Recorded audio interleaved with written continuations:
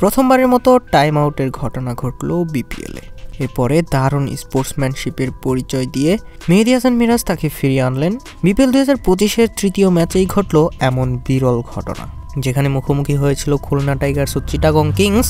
এই ম্যাচে আগে টস হেরে দুর্দান্ত ব্যাটিং করে চিটাগংকে 204 রানের টার্গেট দেয় খুলনা টাইগার্স। সেই টার্গেটে ব্যাট করতে নেমে শুরু থেকেই বিপর্যয়ে পড়তে থাকে চিটাগং কিংস। একের পর এক উইকেট হারিয়ে বেশ চাপে পড়ে যায় চিটাগং কিংস। চিটাগংয়ের ষষ্ঠ ওভারে খেলা চলছিল, মোহাম্মদ নওয়াজের প্রথম বলেই হায়দার আলী আউট হয়।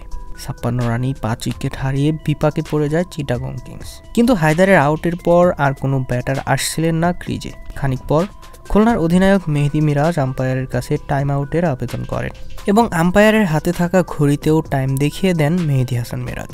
এই ঘটনায় রীতিমতো অবাক সবাই, কেননা মাত্র 5 উইকেট পড়ার পর আর কোনো ব্যাটারই ক্রিজে আসছিলেন না। পরে তড়িঘড়ি করে থমাস ও'কনেল মাঠে প্রবেশ করেন, তবে ততক্ষণে বড্ড দেরি হয়ে গিয়েছে, কেননা নিয়ম অনুযায়ী সময় বেশি পার হয়ে যাওয়ায় আম্পায়ার তাকে আউট ঘোষণা করেন। ফলে এসেই আবার প্যাভিলিয়নের পথে হাঁটছিলেন ও'কনেল, কিন্তু দারুণ স্পোর্টসম্যানশিপ দেখিয়ে তাকে ফিরিয়ে আনলেন খুলনার অধিনায়ক মেহেদী হাসান মিরাজ। কিন্তু তাকে আউটের পর ফেরালেও কিছু করতে পারেননি, কেননা পরের বলেই গোল্ডেন ডাক মেরে আউট হয়ে আবারও ফেরত যান থমাস ও'কনেল।